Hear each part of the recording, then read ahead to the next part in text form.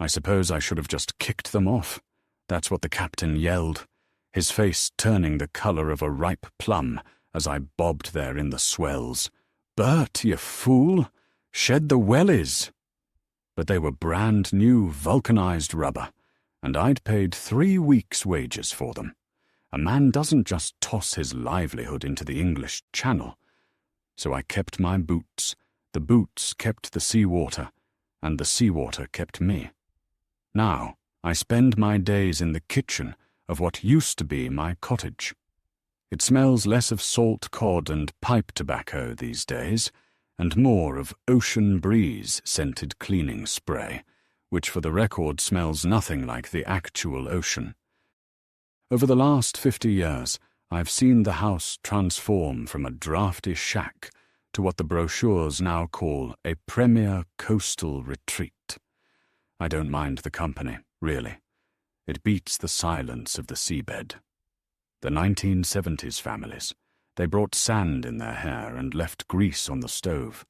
They played board games by candlelight when the storms knocked the power out.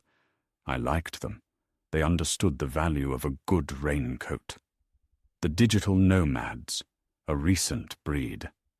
They sit at my heavy oak table, the one I built with my own hands, and stare at glowing glass rectangles all day. They talk to people who aren't there, which is ironic, considering they never notice me sitting right next to them. The honeymooners, always the most entertaining. They try to cook fancy meals and inevitably set off the smoke alarm.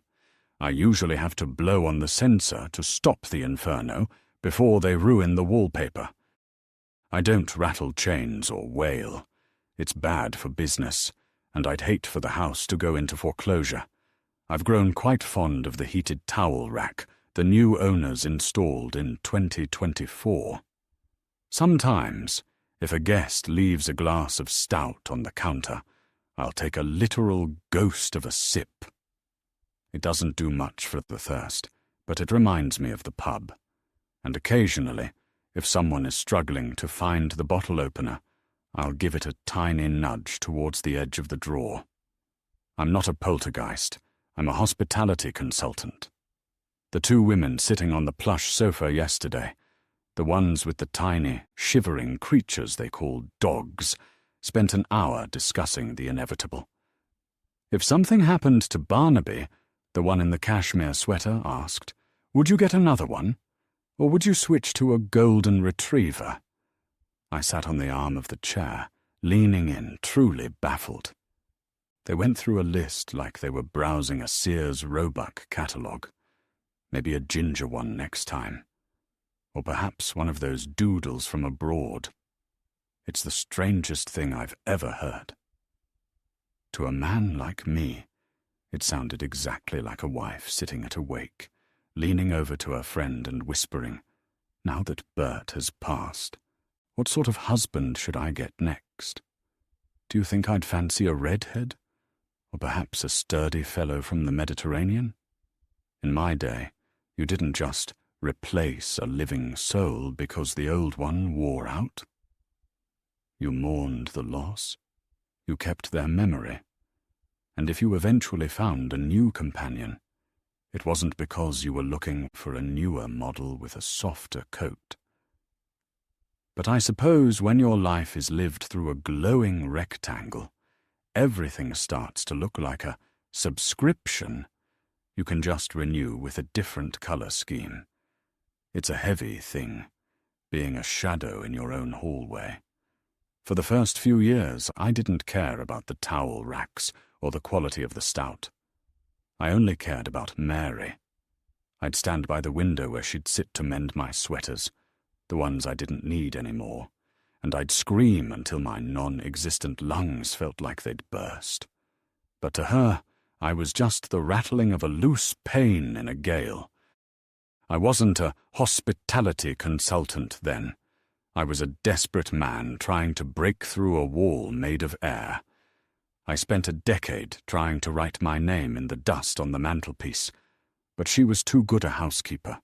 She'd wipe the dust away before I could finish the B, humming a tune that sounded like a funeral march. I tried everything a soul can try when they're tethered to a place but untethered from the light. I thought if I could just show her I was still there, she wouldn't look so dimmed. I'd spend hours moving a piece of green sea glass she'd found on our first anniversary. I'd place it right in the center of her coaster. She'd just sigh, pick it up, and put it back in the bowl, muttering about her failing memory and how she was losing her marbles.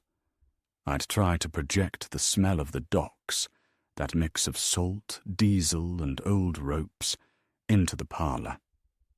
She'd just wrinkle her nose and go buy a tin of lavender wax to freshen the damp. I'd stand right behind her while she brushed her hair, hoping she'd feel the chill of me. She'd only pull her shawl tighter and complain that the house was getting too drafty for an old woman. The hardest part wasn't the silence, it was the misinterpretation. Every time I reached out, she saw it as a sign of her own decline or the house's decay. She didn't see me. She saw a ghost of the life she used to have, and it only made her more lonely. A man doesn't realize how much of his identity is tied to being heard until he's shouting into a vacuum. Eventually I saw her go. The realization didn't come all at once. It wasn't like a sudden squall hitting the deck. It was more like a slow leak in the hull that you don't notice until your socks are soaking wet. I spent years blaming myself. I thought my shouting, my rattling of the window panes, and my desperate attempts to be seen were what was breaking her. I thought the chill of my soul was what made her pull that shawl so tight, and that my name, half written in the dust, was what was confusing her poor, dear mind. I carried that guilt like a coat of wet wool for decades. It wasn't until a pair of documentary filmmakers stayed here in the late 90s, their glowing screens filled with interviews of doctors in white coats, that I finally understood the word. Dementia. I sat on the edge of the sofa, my translucent form overlapping with a camera bag, and listened to them describe the failing memory, the muttered conversations with people who weren't there, and the losing of marbles. They weren't talking about ghosts. They were talking about a firing of nerves, a fading of the map. I wasn't the one breaking Mary.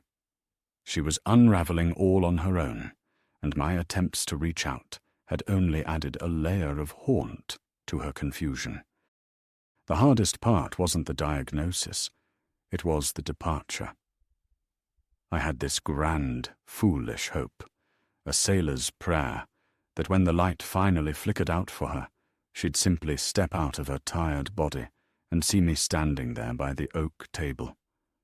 I thought we'd finally walk out the front door together, leave the premier coastal retreat behind, and find whatever harbour comes after the English Channel. She didn't stay in the cottage.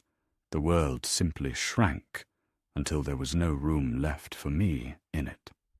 Her nephew, the one with the sharp suit and the watch that ticked louder than my heart ever did, came on a Tuesday. He didn't look at the walls I'd built or the mantle I'd dusted with my phantom fingers. He just saw a liability. "It's just for a week, Auntie Mary," he said, his voice as smooth and hollow as a polished shell.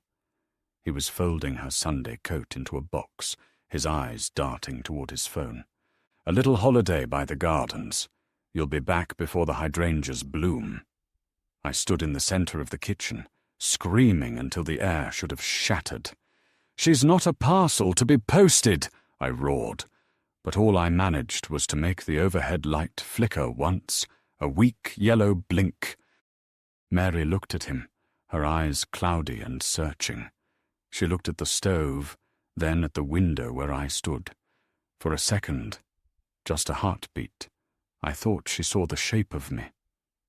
But then she just clutched her handbag, the one with the broken clasp, and nodded. "A week," she whispered, more to herself than him. I must remember to bring my shawl. Burt says the draft is getting worse. That's right, Auntie. Just a week. He led her out the door, his hand on her elbow like a warder. He didn't look back as he turned the key. I heard the tumblers click, a sound as final as the lid of a coffin. I waited for that week. I counted every second by the ticking of the grandfather clock until the weights hit the floor and the house went silent. The week passed, then a month. Then the Sulcombe Holiday Cottages brochures arrived in the mail, and I realized that in the world of the living, a holiday is sometimes just a word for a journey with no return ticket. I spent her final years pacing this kitchen, staring at the front gate, waiting for a car that never came. I wasn't there to hold her hand when the fog finally took her completely. I wasn't there to guide her to the other side. Most days now the pain is a dull ache, like an old break in a bone that only hurts when the weather turns. But then a guest will say something, a certain turn of phrase, a specific laugh, or a question about a ginger dog, and the levee breaks. Does this tea taste a bit like there is salt in it to you, dear? The words hit me like a rogue wave. As this was a mistake I would make occasionally, Mary would roll her eyes and just make another one. My eyes were not that great, and I never got round to buying those tins, the ones with the fancy writing on. Suddenly, I'm not a hospitality consultant anymore. I'm a man in a drafty shack, desperately moving a piece of green sea glass, hoping for a look that never comes. The pain floods back, cold and salty, filling my lungs until I'm bobbing in the swells all over again. But I stay. I keep the bottle opener handy. I blow on the smoke sensors. And I wait. Because if I'm still here, tethered to these floorboards, maybe there's a reason.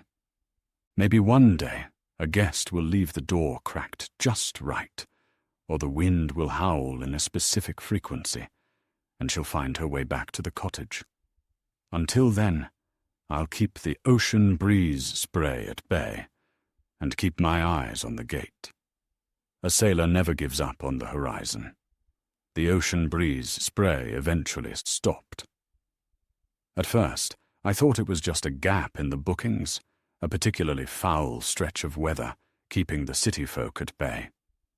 But then the weeks stretched into months. The digital nomads stopped tapping on their glass rectangles, and the honeymooners stopped burning the toast. The house grew cold in a way I hadn't felt since before the heated towel racks. It wasn't the chill of a ghost. It was the chill of absence. It happened on a Tuesday, the same day of the week they took Mary. A man in a car that sounded like a sewing machine pulled up to the gate. He didn't have a suitcase. He had a mallet and a wooden post. I stood by the window, my translucent breath not even fogging the glass, as he hammered that sign into my front garden. For sale, it screamed in bold red letters. I've faced rogue waves that stood taller than the mast. I've faced the crushing weight of the English Channel in my vulcanized boots. But staring at that sign, that brought a terror that turned my soul to slush. The for sale sign didn't stay up long. It was replaced by a sold sticker, so quickly it made my spectral head spin. I braced myself for the worst. Contractors with sledgehammers, or perhaps another influencer who would paint my hand-hewn oak table a trendy shade of gull grey. But the car that pulled up wasn't a sewing machine. It was a sturdy, mud-splattered estate car, and out tumbled a chaos of limbs, laughter, and a golden retriever that looked suspiciously like the doodles I'd mocked. The man leading them didn't look at the house as a liability. He stopped at the threshold, ran his hand over the doorframe, right where I used to notch the wood to see if the sea air was warping the jam, and he exhaled a breath that sounded like he'd been holding it for a lifetime. "We're home," he whispered. They didn't bring ocean breeze spray. They brought boxes of books, wool blankets that smelled of real sheep, and a sense of belonging that warmed the floorboards better than the 2024 towel rack ever could. The woman, a tall, sturdy sort, with a laugh that reminded me of a bellboy in a light swell, started unpacking the mantelpiece first. She didn't put up glass rectangles. She reached into a crate and pulled out a heavy, tarnished silver frame. I drifted closer, my boots silent on the rug. There we were. It was a photo from the summer of '52. I was wearing the very same vulcanized boots, brand new and gleaming back then, and Mary was leaning against my shoulder, her hair windswept and her smile wide enough to light up the coast. We looked solid. We looked like we were made of the same granite as the cliffs. "Look, Holly," the woman said, calling the young girl over. She pointed at the photo. "That's Great-Uncle Burt and Auntie Mary. My mother said they built this place out of nothing but grit and salt water. We're not letting a developer turn this into a parking lot. This is family." I sat on the arm of the sofa, my chest, or where my chest used to be, feeling a strange, tight pressure. I wasn't a hospitality consultant for strangers anymore. I was a patriarch. The girl, Holly, reached out and touched the frame. "Does Great-Uncle Burt still live here, Mum?" The woman smiled a bit sadly. "In a way, honey. People like that. They never really leave the places they loved." She looked right through me, but for the first time in 50 years, I didn't feel invisible. I felt acknowledged. The house felt different that evening. The digital nomads would have been annoyed that the Wi-Fi wasn't hooked up yet. But this family? They lit a fire in the hearth, the first real fire in a decade. The man, Tom, opened a bottle of dark ale. He didn't leave it on the counter by accident. He poured a small splash into a thimble-sized glass and set it on the mantel, right next to our photo. "For the house," he murmured with a wink. I didn't have to hide the green glass anymore. I moved it to the center of the coffee table, and when the woman saw it, she didn't sigh about her memory. She smiled and said, "Look at that color. Mary always had an eye for the treasures. I don't need to scream into the vacuum anymore. I have a job to do. I have to make sure the dog doesn't chew the oak table legs, and that the girl knows which floorboards creak, so she can sneak to the kitchen for a midnight snack. The for sale sign is gone. The history is back on the walls. And as I sit by the fire, watching the girl look at my old boots in the picture, I realize that maybe I wasn't waiting for Mary to come back to the house. Maybe I was waiting for the house to become a home again, so I could finally tell her our story hasn't ended.